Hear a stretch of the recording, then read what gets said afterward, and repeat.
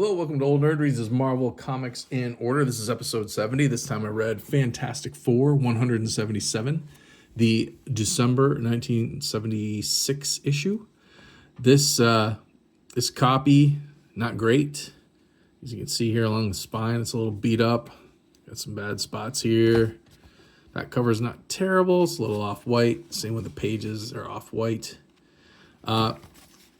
We've got our regular creative team of Roy Thomas, George Perez, and Joe Sinnott. I have to call baloney on this. A return to nefarious normalcy. The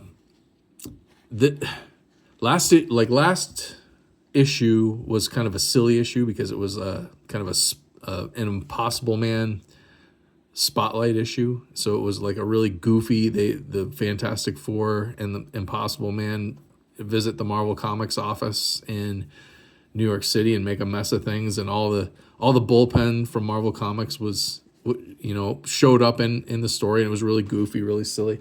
So we are touting this issue as a return to nefarious normalcy, which I disagree with. There's a lot of silliness in here, like the trickster or the trapster. What the heck? The trapster, who is formerly Paste Pot Pete. They make jokes about him here. He's trying to live that name down. But the wizard is constantly getting made fun of or just shown as being silly. So I don't know. I don't think Roy Thomas takes the Fantastic Four quite as seriously as he took Conan. Conan always seems very, very grim, very, very serious. This comic, I mean, we're trying out members for the Frightful Four, and you get characters like this, the Osprey. He has no superpowers. He just put the costume together because he wanted to try out for the Frightful Four, and the wizard tosses an anti-gravity disc on him, and he flies out the window. Then you've got this Texas Twister guy.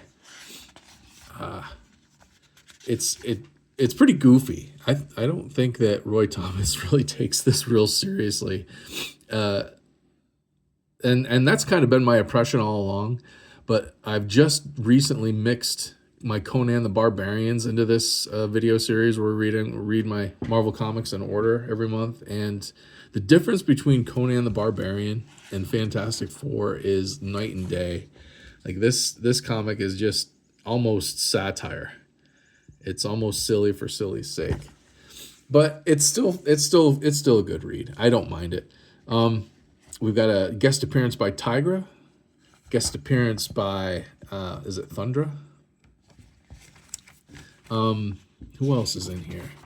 Anybody good?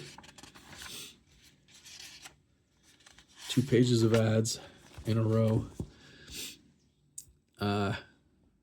Yeah, Tigra just hops in. She had recently been in an issue of Marvel 2-in-1 just a couple months before this with a thing. And she's pretty much new to the Marvel universe at this point. She came about, I think, in a title called Marvel Premiere, or maybe Marvel Chillers, maybe it was. I can't remember now, but she had a couple issues there. Then she was in Marvel 2-in-1 with the Thing, which is referenced right here, Marvel 2-in-1 number 19. And so she just kind of pops in to set the Fantastic Four free. She's able to set 2 of them free before the Frightful Four knock her out. There's a waiting list of Frightful Four member wannabes down in the lobby of the Baxter Building, and they're all allowed to come up and help the Frightful Four defeat the Fantastic Four. They all scatter, except for this guy, the Brute.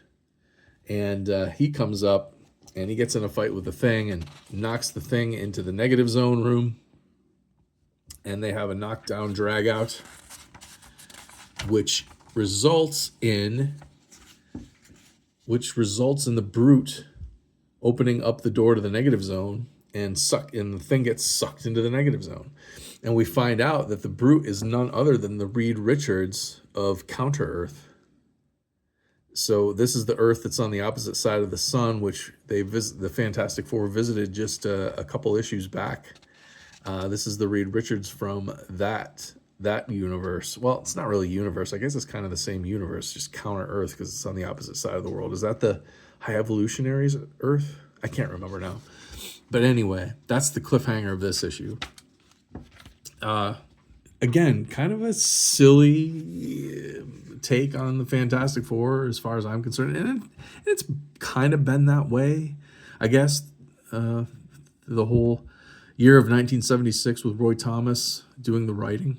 Like I said, I didn't really notice it until just now when I started mixing in my Conan and the Barbarians into this project and seeing the difference between Roy Thomas's writing on that versus Fantastic Four. So I don't know. I'm excited to see. After a while, I'm not sure when, but Doug Mensch will take over writing the Fantastic Four. Him and Bill Sienkiewicz.